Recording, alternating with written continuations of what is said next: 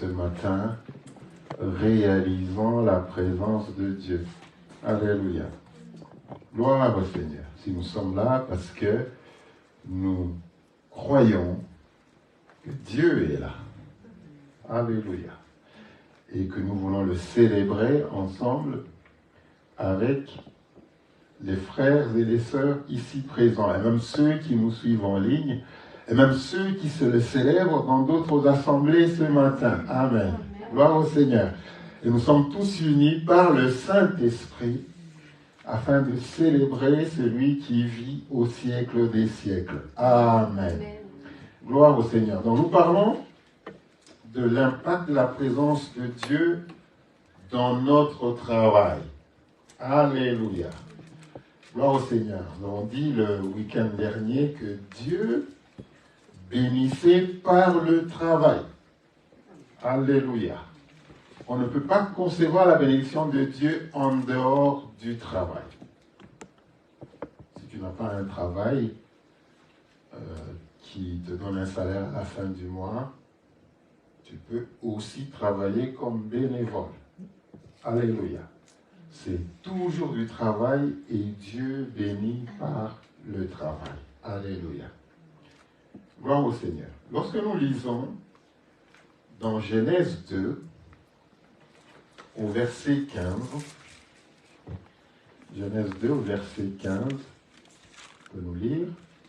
L'Éternel Dieu prit l'homme et le plaça dans le jardin d'Éden pour le cultiver et pour le garder. Amen. Donc déjà au tout début, Dieu donna une responsabilité à Adam. Parce que Dieu savait que le travail pour l'homme faisait partie de son plan. Alléluia. Vous faites un travail dans cette assemblée comme volontaire, en gérant les finances de l'Église, ce travail ne pourra pas se faire sans vous. En tout cas pour le moment, puisque vous avez la force et que Dieu a mis ça dans votre cœur, vous travaillez pour le Seigneur. Alléluia. Et Dieu bénit ce travail. Vous ne pouvez pas imaginer combien de bénédictions vous avez parce que vous travaillez pour le Seigneur. Mais parce que Dieu bénit le travail, il ne bénit pas que le travail des chrétiens. Il ne bénit pas que le travail des chrétiens.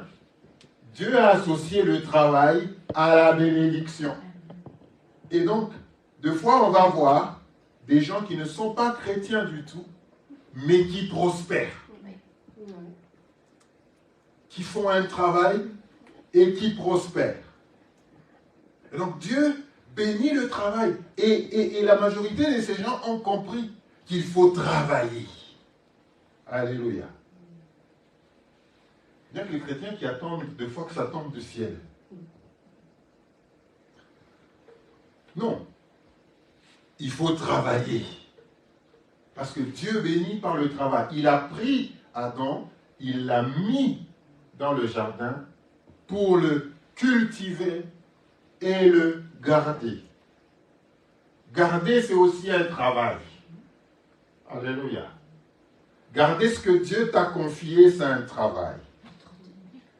Entretenir, c'est un travail. Remettre tout le monde ensemble, c'est un travail. Tu veux que l'amour de Dieu puisse régner, que l'amour règne entre frères et sœurs, et tu t'attelles à ce que ça soit ainsi. C'est un travail. Tu es un veilleur. Alléluia. Tu es un veilleur. Tu veilles à ce que les gens soient en bon terme.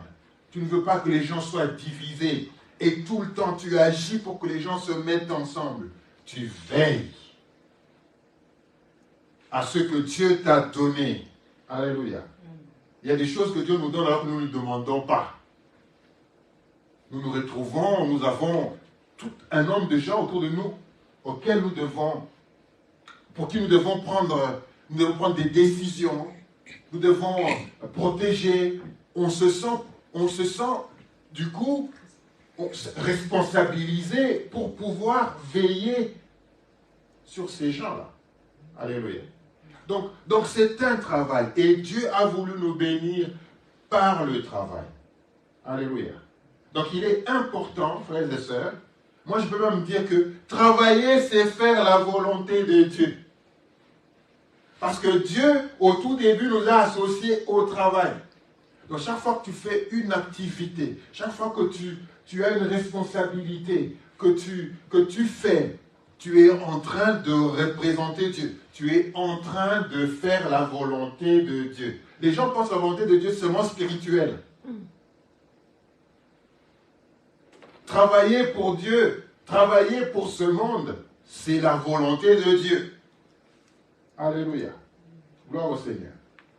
Gloire au Seigneur. Donc, Dieu a donc institué le travail parce qu'il fait partie de son plan. Le travail fait partie du plan de Dieu. Alléluia. Gloire au Seigneur. Mais pourquoi? Nous allons lire dans 2 Thessaloniciens 3, versets 10 à 12.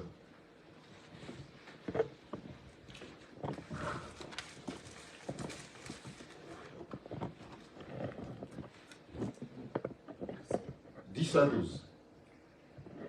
Qu'on les éprouve d'abord et qu'ils exercent ensuite leur ministère. 2 Thessaloniciens 3, c'est ça? 10, 12. Ah, je suis dans Timothée, pardon.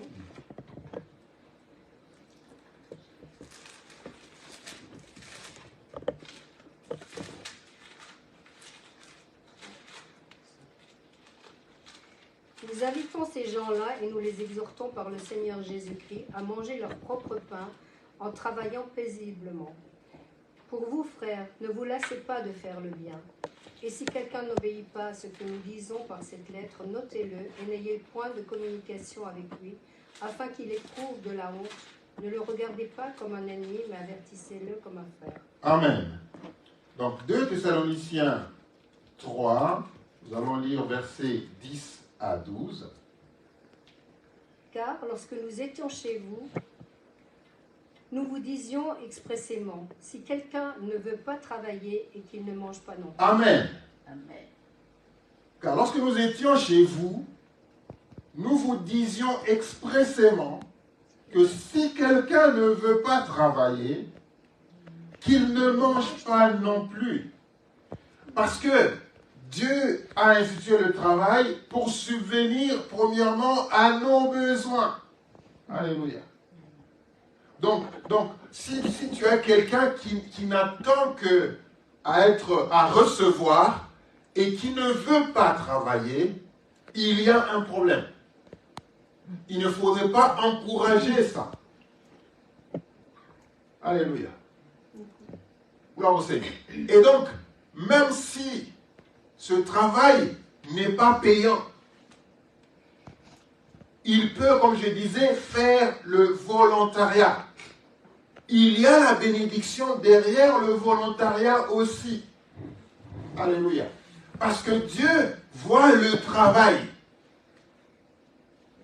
Dieu est concerné par le travail que nous faisons.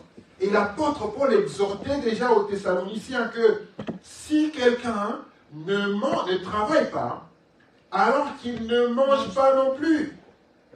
Parce qu'il faudra que chacun participe. Il faudra que chacun puisse travailler parce que le travail, travailler, c'est faire la volonté de Dieu. Alléluia. Nous sommes cependant, nous apprenons cependant qu'il y a parmi vous quelques-uns qui vivent dans le désordre et qui ne travaillent pas, mais qui s'occupent des futilités. Donc, ce n'est pas une bonne nouvelle qu'il y ait des gens qui ne travaillent pas, parce qu'ils ne veulent pas travailler. S'il n'y a pas de travail, eh bien, on peut chercher à faire du bénévolat quelque part. Alléluia. Nous devons faire quelque chose pour le Seigneur. Vous imaginez qu'on place Adam dans le jardin pour le cultiver et pour le garder, et puis lui ne cultive pas. Les mauvaises herbes et tout froid. Ouais, il y a toutes ces herbes, il ne cultive pas. Il est là, il prend du soleil, voilà. Il prend du soleil, il est content, il va se retrouver avec un jardin envahi par de mauvaises herbes. Un jardin qui se meurt. Et donc il est là, c'est beau. Il est en train d'observer le soleil et il ne travaille pas. Nous apprenons cependant qu'il y a parmi vous quelques-uns qui vivent dans le désordre et qui ne travaillent pas. Vivre dans le désordre et qui ne travaillent pas, mais qui s'occupent de futilité. Nous invitons ces gens-là et nous les exhortons par le Seigneur Jésus-Christ à manger leur propre pain. Alléluia. En travaillant paisiblement. Donc c'est une exhortation du prophète, de l'apôtre, au travail. Alléluia. On ne veut pas voir parmi nous des gens qui ne font rien. On veut voir des gens qui travaillent, qui s'attellent à faire quelque chose. Pas qui font semblant de travailler. Parce qu'il y en a aussi plusieurs qui peuvent faire semblant de travailler. Vous avez l'impression qu'ils travaillent, mais en fait, ils ne travaillent pas. Ça part, ça revient, ça revient. Vous vous dites, mais ok, vous pensez qu'ils travaillent, mais ils donnent l'impression de travailler. Ils brassent le vent, c'est ça? Ils brassent du vent. Ils brassent du vent. Je ne connaissais pas cette expression. On brasse de l'air ou on brasse du vent? Donc ils brassent du vent. Vous le voyez, mais quand vous regardez le résultat, ben il n'y a rien. Mais qu'est-ce que tu as fait de tout? Non mais je voulais travailler, et puis j'ai reçu un appel, et puis après je me suis senti mal, et puis finalement je n'ai rien fait. Dieu n'est pas content quand nous fuyons le travail. Dieu est content quand nous acceptons le travail, quand nous embrassons le travail. Quand nous ne brassons pas du vent. Hein? Alléluia. Donc, c'est pour la bénédiction. Donc, si tu ne travailles pas, n'espère pas de manger. Parce que tu vas manger quoi? Dieu dit que chacun mange son propre pain. Ça doit être une détermination, ça doit être une décision de travailler pour manger son propre pain. C'est vital. C'est vital. Alléluia. C'est divin, même. Gloire au Seigneur. Donc c'est important, parce que lorsque nous travaillons, nous réalisons la présence de Dieu. Quelqu'un qui travaille sait que Dieu veut que nous puissions travailler. Donc quand je travaille, je ne travaille pas juste pour quelqu'un, mais je travaille parce que c'est un commandement divin. Alléluia. C'est un commandement divin. Quand je travaille, je fais la volonté de mon Père. Alléluia. Il faut qu'on arrête de penser que la volonté de Dieu, c'est seulement prier ou dire avoir des... Non. C'est travailler. C'est la volonté de Dieu. Il n'y a pas de bénédiction qui ne passe pas par le travail. Alléluia. Gloire au Seigneur. Mais la Bible dit aussi que lorsque nous travaillons, c'est aussi pour subvenir aux besoins des autres. Alléluia. Nous allons lire Éphésiens 4, 28.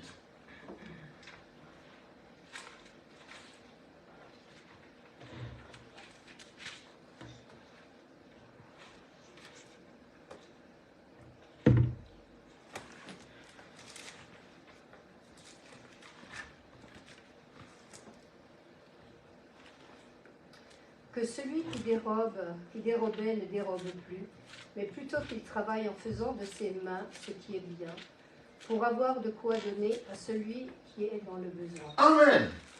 Alléluia. Que celui qui dérobait ne dérobe plus. Parce que quand tu vas dérober, tu veux bénéficier du travail de quelqu'un d'autre. Tu veux voler ce que l'autre, pour lequel l'autre a travaillé, a sué. Alléluia. Donc non, on arrête ça. Que celui qui dérobait ne dérobe plus. Que que celui qui était profiteur du travail des autres. Non, non, non, non, non, non. Cherche un travail à toi-même, parce qu'en faisant cela, tu es en train de faire la volonté de ton Père. Celui qui profitait, celui qui profitait du travail des autres, ou qui était dans la corruption. Je ne travaille pas, mais je vais être corrompu, parce que je vais être corrompu, ou je vais être corrompu pour un travail que je n'ai pas fait. Je vais être payé pour un travail que je n'ai pas fait. C'est dérober. On est payé pour le travail que l'on fait. On ne peut pas ne pas travailler, mais espérer être payé. Ou ne pas travailler et se servir. Comme un ayant droit. Alors, n'en pas travailler. Non. Ça, c'est dérober. Et donc, celui qui dérobait ne dérobe plus. La Bible dit. Tu peux relire, Daniel. Que celui qui dérobait ne dérobe plus, mais plutôt qu'il travaille en faisant de ses mains ce qui est bien, pour avoir de quoi donner à celui qui est dans le besoin. Alléluia. Donc, nous travaillons pour aussi subvenir aux besoins de ceux qui sont dans les besoins. Parce qu'il y a des gens qui ne travaillent pas parce qu'ils n'en ont pas les capacités. Il y a des gens qui ne travaillent pas parce qu'ils ont travaillé toute leur vie, maintenant ils ne peuvent plus. Il y a des gens qui sont peut-être malades, qui ont besoin de notre aide. Il y a des gens qui sont prisonniers des systèmes et qui ont besoin chaque fois que des frères et sœurs puissent se mettre ensemble afin de les soutenir.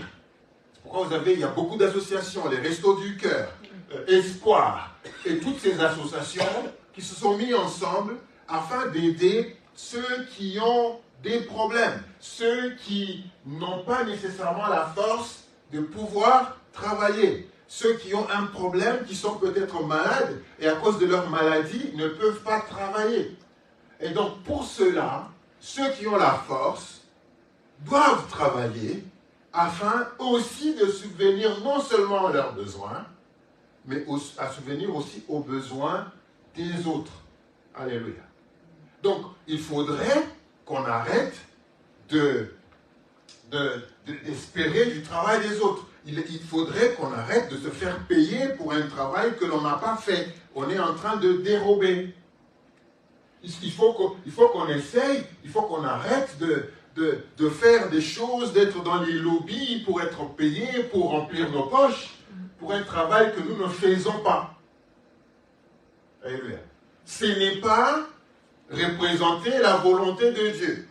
Si tu es un enfant de Dieu, si tu connais Dieu, tu dois, si tu es dans ce système-là, tu dois veiller à ce que tu ne puisses pas faire partie de ce système-là qui dérobe au lieu de travailler. Alléluia. Nous devons enseigner à nos jeunes de travailler. La bénédiction, c'est par le travail. Alléluia. Il ne faut même pas compter sur l'héritage.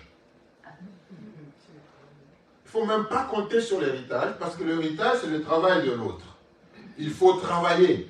Même quand tu as un papa qui est riche, il faut que tu travailles. Qu'il apprenne à ses enfants à travailler. Alléluia. Il ne faudrait pas faire de nos enfants juste des héritiers qui vivent tout en espérant qu'un jour, lorsque papa ne sera pas là, eh bien je vais hériter ça. Chaque jour dans leur vie, ils pensent, ils discutent, ils méditent sur ce qu'ils garderont, sur ce que le papa va laisser. C'est ça. Allez travailler. Travailler pour subvenir déjà à vos besoins à vous et aussi aux besoins des autres. Alléluia. Il est important. Il est important. Même Christ, alors qu'il était Dieu, héritier, a travaillé dans la vision de son Père. Alléluia. Il dit, non mais moi j'ai la gloire, pourquoi je vais aller là-bas? Non mais c'est toi qui as créé toutes les richesses. C'est toi qui es le roi de rois. L'or et l'argent t'appartiennent. Qu'est-ce que je vais aller faire là-bas? Qu'est-ce que je vais aller faire pour aller souffrir? Non. Il a dit, non. Je vais aller travailler parce que c'est la volonté de mon Père. je vais aller travailler, même si ça va me coûter, même si ça va coûter ma vie, je vais aller travailler. Alléluia. Gloire au Seigneur. Il ne pas dire non, je reste, je préfère m'asseoir à la droite du Père. Non, même que je m'assieds à ta droite et puis c'est bon. Non. Il a fallu qu'il travaille, qu'il soit élevé jusqu'à s'asseoir à la droite du Père. Alléluia. Le travail te donne de l'honneur. Alléluia. Le travail te donne de la joie, du respect. Quand tu travailles, tu es respecté. Alléluia. Donc c'est important, frères et sœurs, de travailler, parce que quand on travaille, on fait la volonté de notre Père, et quand on travaille, alléluia, on fait l'œuvre de Dieu. On peut encore lire Acte 20, verset 25.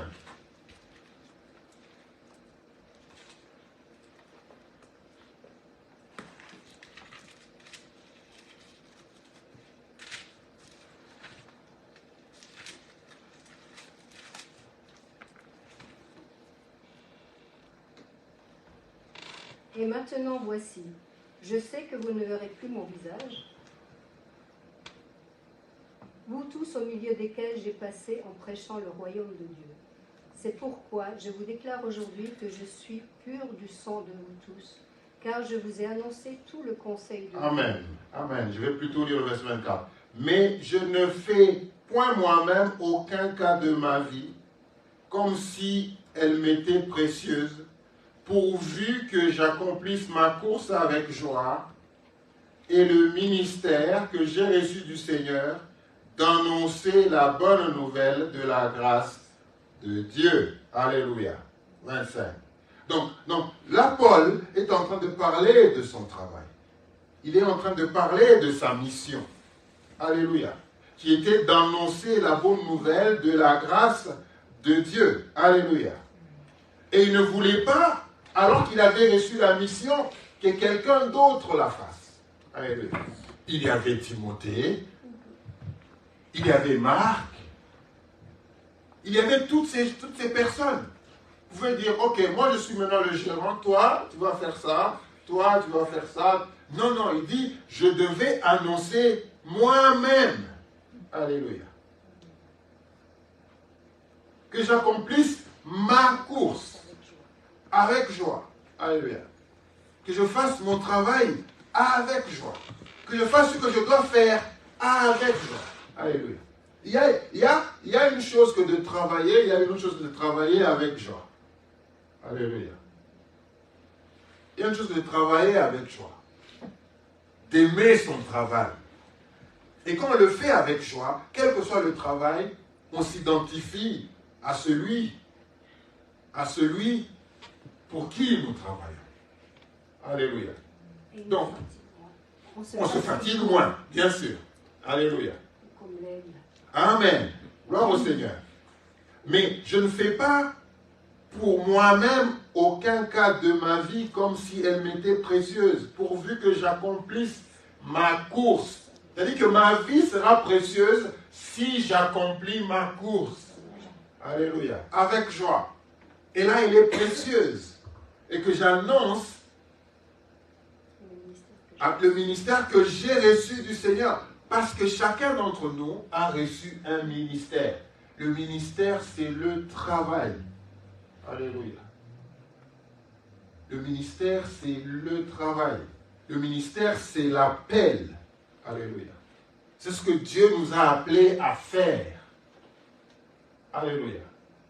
Le travail a deux dimensions.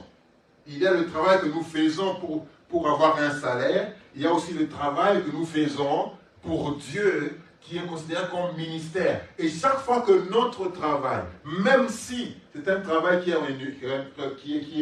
rémunéré à la fin du mois, mais lorsque nous le faisons avec joie, lorsque nous nous identifions à ce travail-là et que nous considérons que c'est pour Dieu que nous le faisons, il devient notre ministère.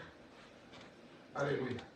Vous voyez, quand on parle de la mère Teresa, qui était une sœur, elle ne s'est pas arrêtée juste à faire son action d'aller accompagner les messes et autres. Non, non, non, non. elle a fait autre chose. Elle avait le souci de ses enfants, de ses orphelins. Alléluia. Elle a accompli des grandes choses. C'était ça son ministère. C'est finalement pour ça qu'on la connaît. Alléluia. On ne la connaît pas parce qu'elle était une religieuse, parce qu'il y en a tout plein de religieuses, mais on la connaît parce qu'il y avait dans le fait d'être religieuse un ministère qu'elle avait, un ministère auprès des pauvres, auprès des orphelins.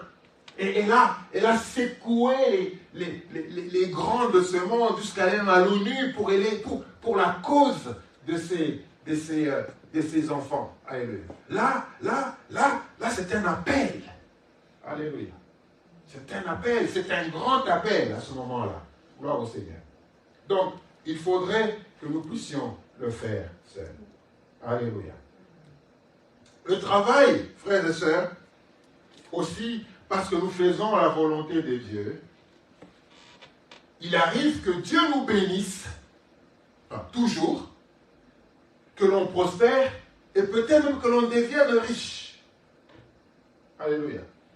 Donc on devienne riche. Je voudrais qu'on exploite quelques versets sur ce sujet. Allons dans Deutéronome 8, versets 17 à 18.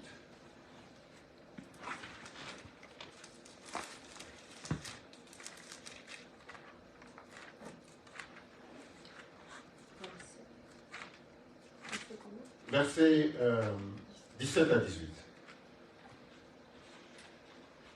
Garde-toi de dire en ton cœur, ma force et la puissance de ma main m'ont acquis ces richesses. Souviens-toi de l'Éternel ton Dieu, car c'est lui qui te donnera de la force pour les acquérir, afin de confirmer, comme il le fait aujourd'hui, son alliance qu'il a jurée à tes pères. Amen. Alléluia. Donc, il nous dit ici, toujours le travail, toujours pas le travail, 17-18, que garde-toi de dire en ton cœur, ma force et la puissance de ma main m'ont acquis ces richesses. Ma force et la puissance de ma main, que c'est par mon travail, alléluia, que je réalisais tout ça. C'est vrai, parce que Dieu bénit le travail. Mais garde-toi de dire, c'est par ma force. C'est grâce à moi. C'est grâce à moi. Alléluia. C'est grâce à moi. Souviens-toi de l'Éternel ton Dieu, car c'est lui, alléluia, qui te donne de la force pour les acquérir. Donc en fait, c'est par la grâce. Si tu travailles et que tu deviens riche, ce n'est pas par ta force, c'est par ta grâce. Alléluia. Parce que le travail, Dieu le bénit. Quand tu travailles, Dieu te bénit. Notre objectif dans le travail, ce n'est pas de devenir riche. Nous, c'est de travailler pour plaire à Dieu. Et Dieu, dans sa grâce, peut nous rendre riches. Alors je te dis ça parce que ceci s'applique aussi pour ceux qui ne le connaissent pas. Alléluia. Ça s'applique aussi pour ceux qui ne le connaissent pas. Tout celui qui se met au travail, tout celui qui travaille sincèrement, honnêtement, tout celui qui travaille, il reçoit la bénédiction et Dieu peut le rendre riche par sa grâce. Alléluia. Dans ce côté-là, il n'y a pas à être chrétien ou pas. Il y a à aimer le travail parce que le travail, c'est ça le secret que ces gens-là ont découvert, que peut-être beaucoup d'entre nous n'ont pas découvert. On pense que parce qu'on est dans le Seigneur, Dieu doit nous bénir, Dieu.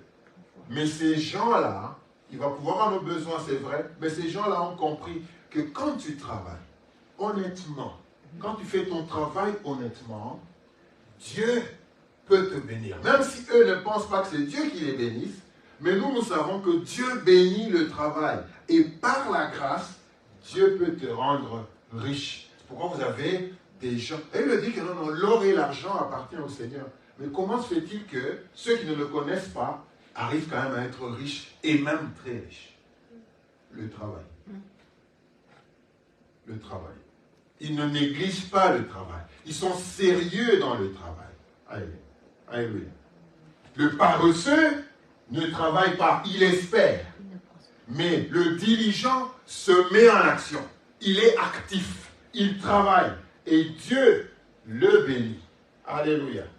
Gloire au Seigneur. Donc c'est important, frères et sœurs. Alléluia. Lisons encore Deutéronome 39.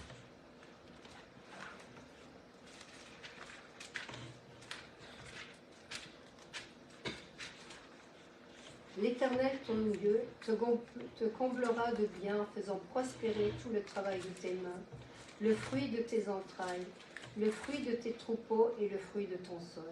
Amen. Car Gloire au Seigneur. Termine. Car l'Éternel prendra de nouveau plaisir à ton bonheur, comme il prenait plaisir à celui de tes pères. Amen. Gloire au Seigneur. Alléluia. Dieu est bon, n'est-ce pas? Donc, elle dit, verset 9, l'Éternel, ton Dieu, te comblera des biens en faisant prospérer tout le travail de tes mains. Alléluia. Donc, tu travailles encore, et la Bible le dit, l'Éternel te comblera des biens. C'est le résultat de ton travail. Plus tu travailles, tu aimes travailler, tu réalises la présence de Dieu, et Dieu va te combler. Par contre, si tu ne fais rien, Dieu n'a pas de substance sur quoi te bénir. Et tu as conscience de la valeur Du travail. du travail. Alléluia. Alléluia. Donc Dieu n'a pas de substance sur laquelle on peut te bénir. Parce que Dieu bénit par le travail. Alléluia. Gloire au Seigneur. Donc il te comblera de bien en faisant prospérer le travail de tes mains. Alléluia. Pas le travail des mains de quelqu'un d'autre. De tes mains. Alléluia. C'est pourquoi vous voyez que beaucoup d'héritiers, finalement, ne gardent pas cet héritage. Lapide. Ouais, ils dilapident tout. Pourquoi? Parce que c'était le résultat d'un travail de quelqu'un. Et comme eux, maintenant, sont des jouisseurs, ils jouissent de cet héritage, tout ce qu'ils vont faire, ils vont dilapider. Jusqu'à ce qu'ils se réalisent qu'il faut finalement que l'on travaille. Et que c'est vraiment le travail de tes mains que Dieu bénit. Alléluia. Gloire au Seigneur. Pourquoi beaucoup de richesses n'ont pas survécu de génération en génération? Parce qu'il y avait une génération qui a travaillé et Dieu a béni le travail. Et puis il y en a ceux-là qui espéraient de recevoir, de consommer. Et puis finalement, quand tout est consommé, eh bien, il faut travailler. Alléluia. Gloire au Seigneur.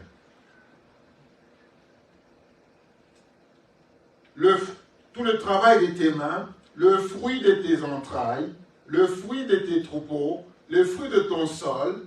Alléluia. Même le sol, quand tu travailles, parce que Dieu bénit le travail, il commence à enrichir même ton sol. Tu vas voir que ton sol produit alors que on n'est peut-être même pas dans la saison. Parce que Dieu cherche le travail. Dieu est après le travail. Il bénit après le travail. Alléluia. Des pays qui ne travaillent pas, des pays dont le peuple ne travaille pas, restera toujours pauvre. Le pays où la nation, où la ville, où la famille, où on va espérer seulement de recevoir et de ne pas travailler, va se retrouver pauvre. Alléluia. Parce que Dieu bénit le travail. Car l'Éternel prendra de nouveau plaisir à ton bonheur comme il prenait plaisir à celui de tes pères. Pourquoi? Parce que tes pères travaillaient. Alléluia. Parce que tes pères travaillaient. Gloire au Seigneur. Donc il est important, frères et sœurs, de travailler. Alléluia. Nous prenons encore Deutéronome 2, verset 7.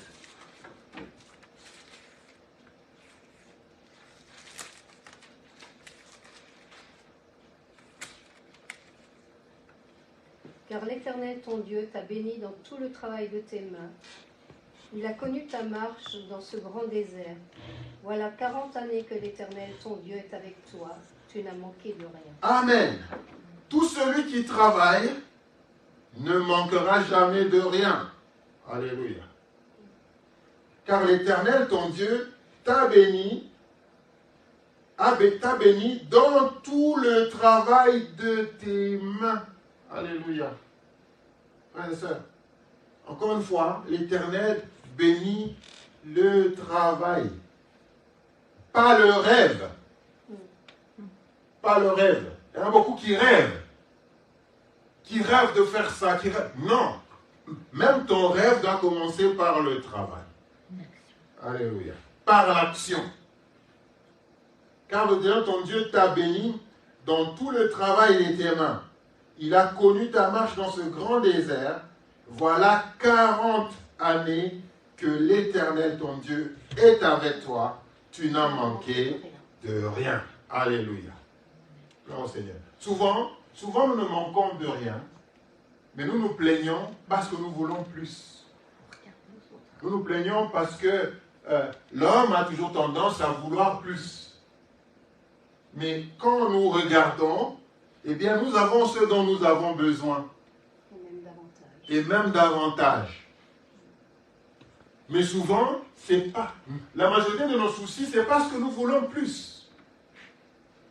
C'est parce que nous voulons plus. C'est la convoitise.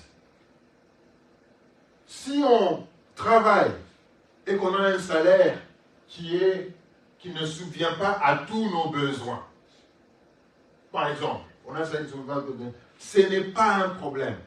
Ce n'est pas pour autant que nous devons dédaigner le travail et dire à quoi ça sert. De toute façon, quand je travaille, même si on me donne, ne me permet pas de tout payer. Donc je préfère carrément rester comme ça et espérer de telle institution et de telle autre institution pour... C'est être pauvre. Alléluia. C'est inviter la pauvreté. Alléluia. Donc il est important que même notre manière de penser, que dans notre nature, que nous comprenions que Dieu aime le travail et que travailler, c'est faire la volonté de Dieu. Alléluia.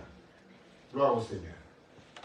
Mais est-ce que nous devons à tout prix chercher à nous enrichir? Nous allons voir ce que la parole de Dieu dit à propos de ça. Donc, prenons Proverbe 23, versets 4 à 5.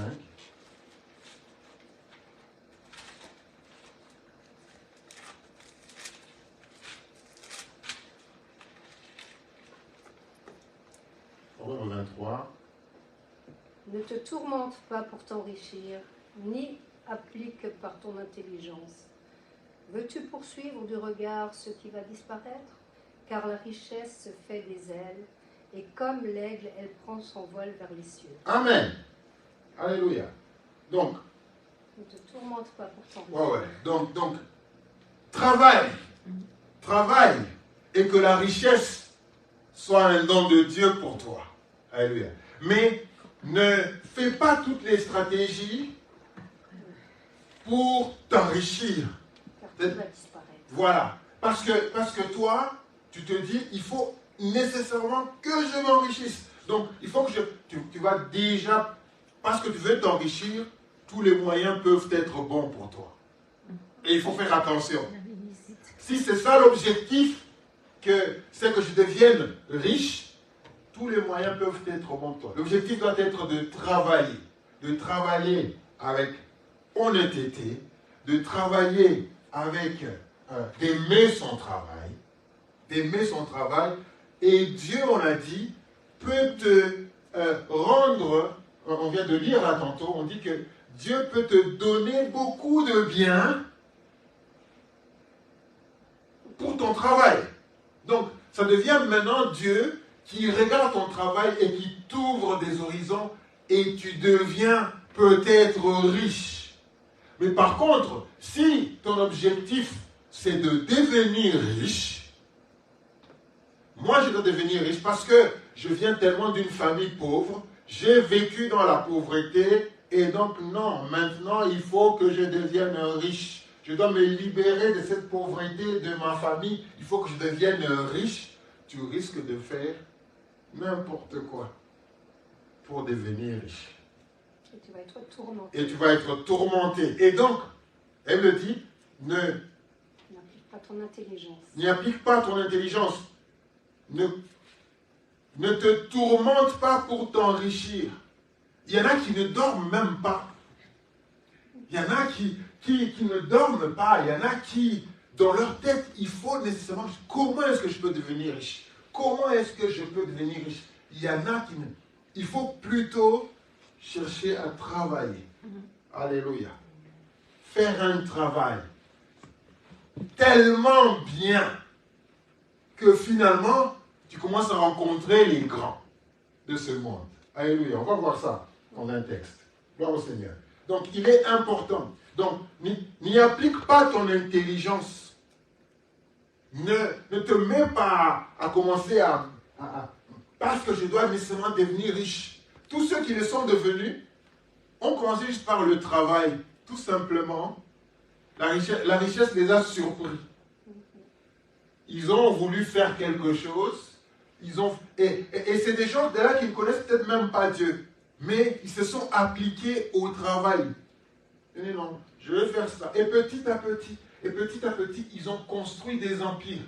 Ça les a surpris. C'était jamais leur objectif de dire non, je cours après la richesse. Non, ils ont voulu seulement résoudre les problèmes des gens.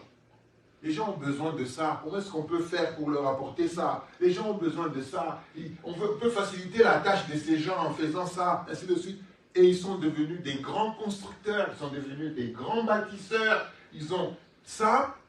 C'est Dieu qui a rémunéré leur travail par la grâce. Alléluia. Et c'est devenu ce que c'est devenu. Mais si tu t'appliques, tu dis non, moi il faut nécessairement que je sois riche. Et donc je vais m'y appliquer toute mon intelligence. Et elle te dit que tu es en train de poursuivre du regard, c'est qu'il va disparaître. Alléluia. Tu vas regarder derrière, mais où est tout ce que j'ai construit? Tu ne vois pas. Il y a beaucoup de gens dans leur tombe. Ils se retournent dans leur tombe. Lorsqu'ils regardent derrière, tout ce qu'ils ont mis, toutes les richesses qu'ils ont laissées, ils regardent comment est-ce que les gens les ont dilapidées. Tu te dis, mais tout ça pour ça. Tout ça pour ça. Donc, n'y applique pas ton intelligence. Par contre, travaille. Alléluia. Veux-tu poursuivre de regard ce qui va disparaître? Car la richesse se fait des ailes.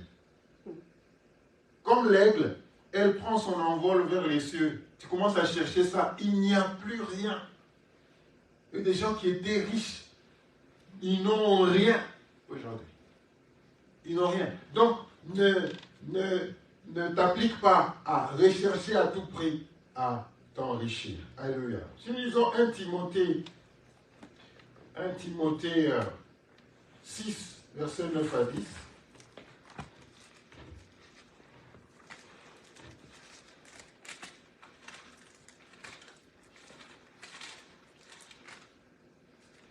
Mais ceux qui veulent s'enrichir tombent dans la tentation, dans le piège, et dans beaucoup de désirs insensés et pernicieux qui plongent les hommes dans la ruine et la perdition. Amen.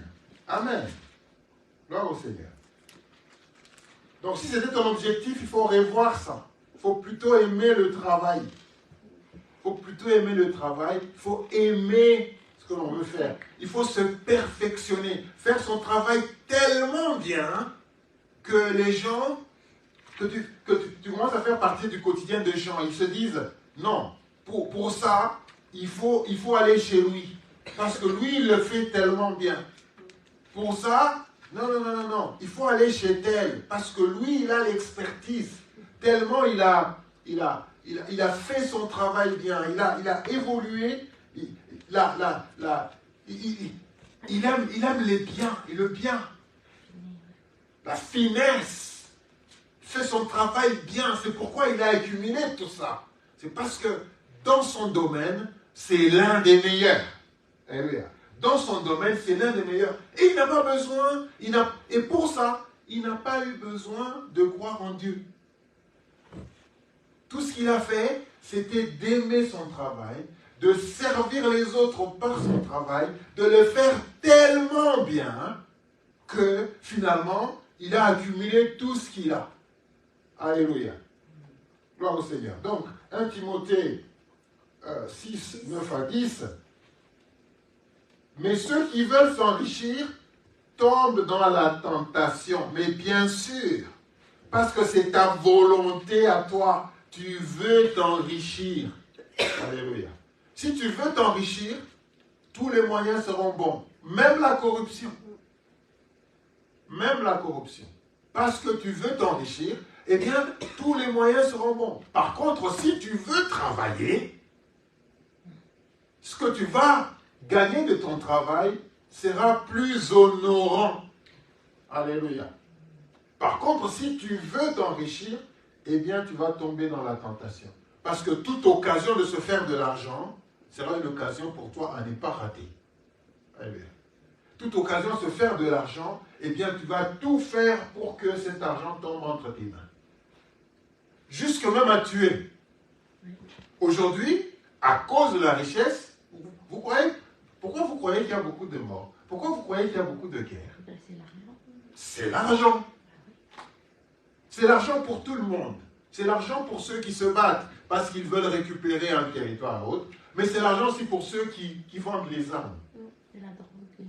Parce que du coup, on n'avait pas de marché pour écouler ces armes. Eh bien voilà, il y a maintenant une guerre.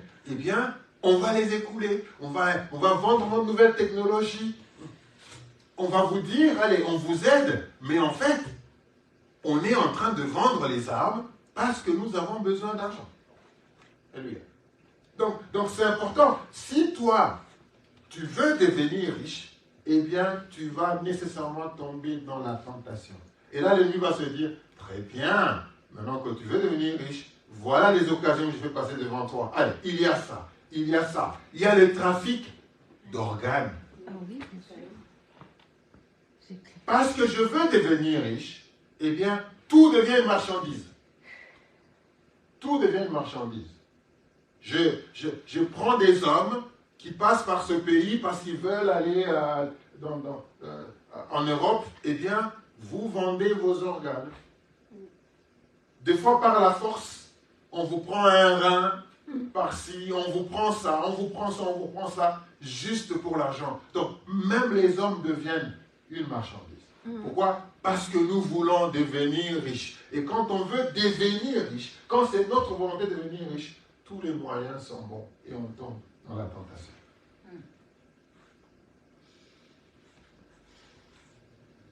Tombe dans la tentation, dans le piège et dans beaucoup de désirs insensés et pernicieux qui plongent les hommes dans la ruine et la perdition.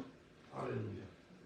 Donc à cause de vouloir l'argent, on va devenir membre d'une telle secte, on va devenir membre d'une telle idéologie, on va devenir membre de ceci, on va devenir membre de cela, parce qu'on veut effectivement devenir riche. Mais elle nous dit, si toi tu cherches la richesse, eh bien, elle va s'envoler.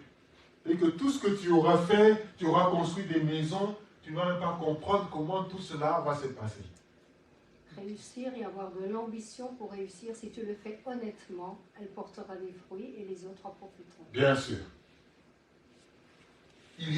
Lorsque les bombes tombent, vous imaginez, ça détruit. Vous prenez un pays comme l'Ukraine, où il y a eu des gens qui ont construit des maisons, qui ont acheté des maisons, et quand les bombes tombent, eh bien, vous voyez un peu, vous regardez derrière vous, c'est la ruine. Mais c'est pas possible. C'est tout ce que moi j'ai mis en place, tout ce que j'ai construit, c'est la ruine. Donc, ne cours pas après ces richesses. Parce que ne cherche pas à t'enrichir. Alléluia. Parce que tu vas poursuivre le vent. Gloire au Seigneur.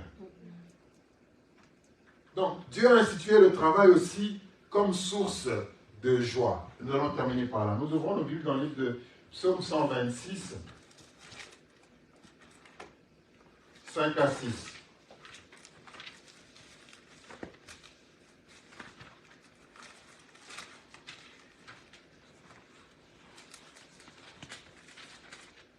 Ceux qui sèment avec larmes moissonneront avec chant d'allégresse.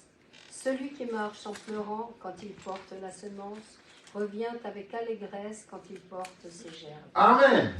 Le Seigneur parlait du travail. Je sais que beaucoup utilisent ce texte pour parler des offrandes, pour parler de bien des choses.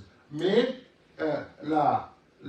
l'idée première du Seigneur en ce texte, c'était de dire, eh bien, si tu sèmes, si tu fais ton travail, alléluia, bien sûr que à cause de la chute, elle a dit que non, la terre est maudite à cause de toi, tu travailleras à la sueur de ton front. Ça, c'est notre quotidien. Le travail, pour faire un travail, on aura à dépenser de l'énergie. On aura à réfléchir, on aura à faire beaucoup de choses. Mais lorsque nous faisons notre travail, lorsque nous s'aimons, elle le dit, fais-le avec joie. Fais-le avec joie. Et non avec larmes. Et non avec larmes. Alléluia. Donc nous lisons dans Psaume 126. Ceux qui sèment avec larmes moissonneront avec chant d'allégresse. C'est-à-dire qu'il y aura un moment où le travail nécessite de l'énergie. Le travail nécessite de la détermination. Le travail nécessite que l'on sorte de notre zone de confort. Des fois, il faudra, je vois les agriculteurs qui travaillent beaucoup d'heures et peut-être qui ne gagnent pas beaucoup. Ce travail que Dieu leur a donné, qui est un travail honorable, qui fait que nous puissions être nourris, deux fois ce travail ne permet pas à eux de gagner quelque chose. Alors, il y a toute la chaîne, hein, il y a la chaîne de la grande distribution qui veut tirer aussi son profit. Il faudrait qu'on s'entende pour que tout le monde puisse jouir de son travail. Pour que nos agriculteurs puissent jouir de leur travail. Aujourd'hui, depuis le mouvement des agriculteurs, quand nous allons au supermarché, nous regardons, est-ce que c'est français? Parce que nous voulons effectivement que nos agriculteurs puissent aussi jouir de leur travail. Vous regardez, quand vous regardez ça, vous vous rendez compte que finalement, ce qui est français est très peu dans nos supermarchés. Des fois, tu cherches, tu ne trouves pas, tu es obligé de prendre ce qui n'est pas d'ici. Mais en fait, c'est le travail aussi des frères de là-bas. C'est la bénédiction. Et nous voulons aussi que cette bénédiction profite à nos agriculteurs. Nous ne sommes pas contents de les voir dans nos rues en train de se plaindre qu'ils ne reçoivent rien de leur travail. Ce n'est pas bien. Nous voulons que notre pays soit dans le calme et que tout le monde puisse jouir de son travail. Alléluia. Gloire au Seigneur. Et donc 126, ceux qui sèment avec larmes moissonneront avec chant d'allégresse. Tout le travail qu'ils font, ils se réveillent le matin pour s'occuper de telle bête, tout le travail qu'ils font, ils le font deux fois avec larmes. Alléluia. Il faudrait que lorsque viendra la moisson, eh bien qu'ils le fassent avec chant d'allégresse. Nous ne voulons pas les voir sur nos rues parce qu'ils ne le font pas avec chant d'allégresse. Et donc, notre prière à nous, ça sera qu'une entente soit trouvée dans toute la chaîne pour que tout le monde puisse jouir de ce travail, que les grandes dispositions aussi jouissent de leur travail parce qu'ils doivent les amener dans nos maisons, dans nos assiettes, et que les travailleurs aussi puissent travailler parce que c'est honorable de travailler. Alléluia. Gloire au Seigneur. Celui qui marche en pleurant quand il porte la semence, oui, combien pleure? Quand vous les entendez parler sur les réseaux, ils souffrent. Leur travail, ils aiment bien leur travail. Ils veulent faire leur travail bien. Mais nous devons, en tant que nation, en tant que pays, de faire à ce que tout le monde puisse y trouver son compte.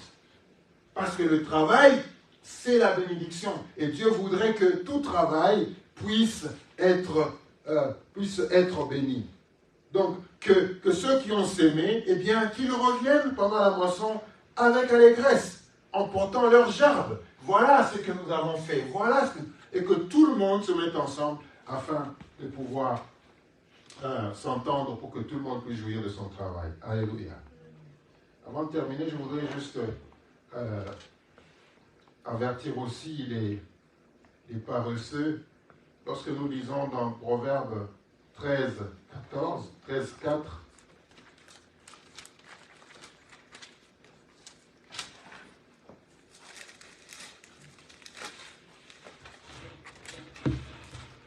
Proverbe 13, 4. L'âme du paresseux a des désirs qu'il ne peut satisfaire, mais l'âme des hommes diligents sera rassasiée. Amen.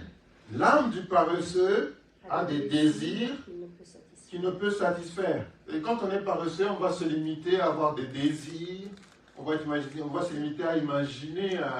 Le paresseux, il ne veut pas travailler. Il veut s'imaginer, allez, ça sera comme ça, ça sera comme ça. Mais la Bible dit que cette âme-là ne peut jamais satisfaire ses désirs. Parce que le meilleur moyen pour satisfaire ses désirs, c'est de travailler. C'est de chercher à travailler. Alléluia. Et l'âme des hommes diligents, c'est-à-dire des hommes actifs, des travailleurs, eh bien, cela sera rassasié. C'est-à-dire que celui qui a des visions, celui qui rêve et qui se met à travailler, eh bien, verra sa vision s'accomplir. Alléluia. Son travail portera de fruits. Gloire au Seigneur. Et quand nous lisons 21, 25 à 26, le champ que défriche le pauvre donne une nourriture abondante, mais tel périt par défaut de justice. Celui qui ménage sa verge est son fils. 25 à 26. Hein. Le juste mange et satisfait son... Proverbe 21. Proverbe 21. Tiens, oui. Versets 25 à 26. Les désirs du paresseux le tuent, parce que ses mains refusent de travailler. Tout le jour, il éprouve des désirs, mais le juste donne sans parcimonie. Amen. Donc le paresseux, il est riche des désirs. Il est riche des désirs. Il est riche de souhaits. Oh, je veux aussi, je peux. Il est riche comme ça. Il est très, très riche. Mais la Bible dit que les délices du paresseux le tuent. Parce que ses mains refusent de travailler. Parce que le travail, c'est la bénédiction. Il n'y a pas de bénédiction sans le travail, frères et sœurs. Tous les jours, il éprouve des désirs. Aujourd'hui, c'est des désirs. Le lendemain, c'est d'autres désirs. Le jour d'après, encore d'autres désirs. Et donc, quand il comptabilise des désirs, il en a tout plein. Il est épuisé.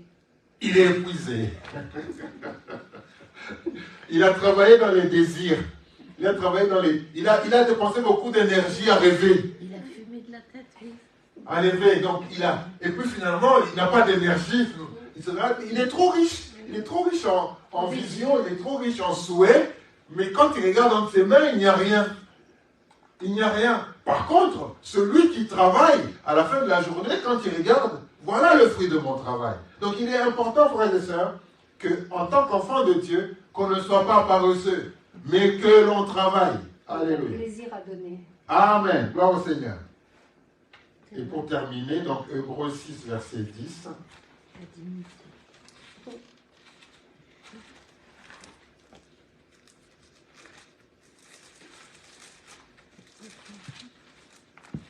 Hébreux 6, verset 10. Car Dieu n'est pas injuste pour oublier votre travail et l'amour que vous avez montré pour son nom, ayant rendu et rendant encore des services aux saints. Amen.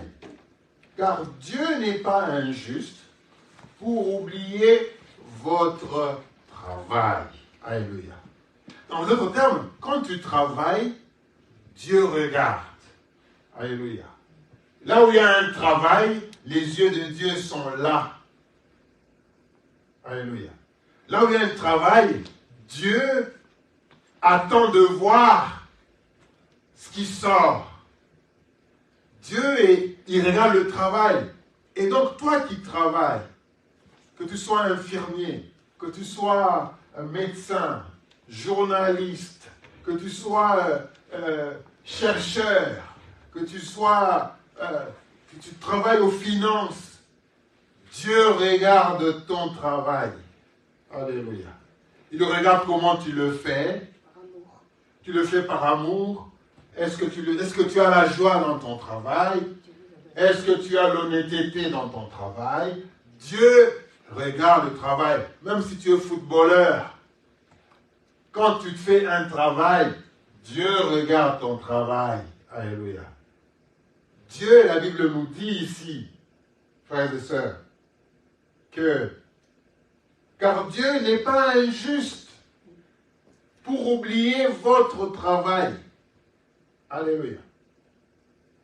Et l'amour que vous avez montré pour son nom. C'est-à-dire, quand tu fais ce travail-là, est-ce que tu le fais pour l'amour de Dieu?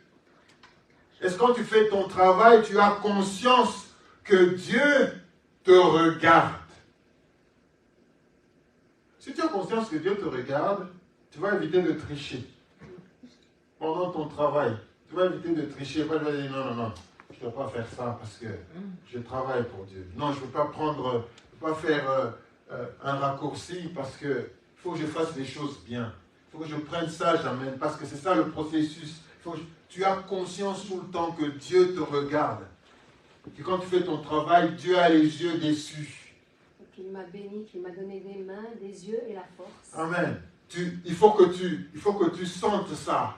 Que quand tu travailles, que tu as la conscience que Dieu te regarde, qu'il regarde ton travail, tu ne vas pas faire n'importe quoi. Tu ne vas pas escroquer les gens. Tu ne vas pas dire il y a 10 dedans alors qu'il n'y en a que 7. Non, dans ce paquet, tu écris dessus 10 bougies, ainsi de suite. Mais quand on ouvre le paquet, il y en a 7, c'est pas 10. Mais pourquoi c'est écrit 10 dessus? On dit non, ce pain, c'est 1 kilo. Mais en fait, quand tu prends le pain, tu le mets là-bas, non, mais on a réduit le poids de la pâte. Au lieu d'être 2 kilos, ou c'est pas moi, de 100 grammes, eh bien, quand on pèse, on se rend compte que c'est 95. Parce que tu as dit à tes travailleurs, non mais, écoutez, les gars, les gars, vous faites ça, hein, vous enlevez, vous dites c'est 90. Maintenant, à partir d'aujourd'hui, ça sera 90. Mais on va continuer quand même à écrire 100 grammes. Et bien, on vous donne un emballage. Un emballage, c'est ça. Hein? On a écrit 100 grammes. Mais en fait, c'est pas 100 grammes. L'autre ne le verra pas, mais Dieu le voit. Justement, c'est pourquoi, lorsque Dieu regarde ton travail, si tu travailles en ayant conscience que Dieu regarde ton travail, on va te dire, il faut nettoyer là. Et bien toi, tu te dis, je vais partir, moi. Tu prends en dessous du tapis, toute la saleté, tu mets en dessous du tapis, et puis le tapis dessus. Et puis finalement, non mais c'est propre. Regardez, c'est propre. C'est propre. Mais Dieu, il est en train de regarder ton travail. Alléluia. Il regarde ton travail. Donc quand tu fais ton travail, aie la conscience que Dieu a les yeux dessus, qu'il est en train de regarder son travail. C'est pourquoi nous ne sommes pas bénis. C'est pourquoi beaucoup de gens ne sont pas bénis et beaucoup d'enfants de Dieu ne sont pas bénis. Parce que on veut donner l'image de la piété dans l'église, mais sur le lieu de travail, on est des tricheurs. On est des tricheurs. Donc Dieu regarde ton travail et il n'est pas injuste. Lorsque tu fais ton travail bien, lorsque tu fais ton travail bien, sans tricherie, avec honnêteté, Dieu ne va pas oublier ton travail. Et l'amour que vous avez pour son nom, ayant rendu et rendant encore des services aux saints. Donc faisons attention, frères et sœurs. Le travail, c'est une recommandation de notre Dieu. Le travail, c'est la volonté de Dieu. Dieu nous bénit par le travail. Dieu regarde le travail de chacun et il l'apprécie. Alléluia. Quel que soit ce que tu fais, sois excellent dans ce que tu fais. Parce que tu le fais pour Dieu. Ne fais pas un travail avec mauvaise foi. Il y a des gens qui font un travail avec mauvaise foi. Ils le font, mais ils ne sont pas contents. Ils n'ont pas la joie dans leur travail. Ils le font avec murmure. Ce n'est pas un travail qui bénit celui-là. Nous voulons travailler et attendre la bénédiction de notre Dieu par le travail. Pas par des rêves, ou pas par des souhaits, ou des désirs. Et puis finalement, il n'y a pas de travail. Que le Seigneur nous bénisse, frères et sœurs, ce matin. Amen.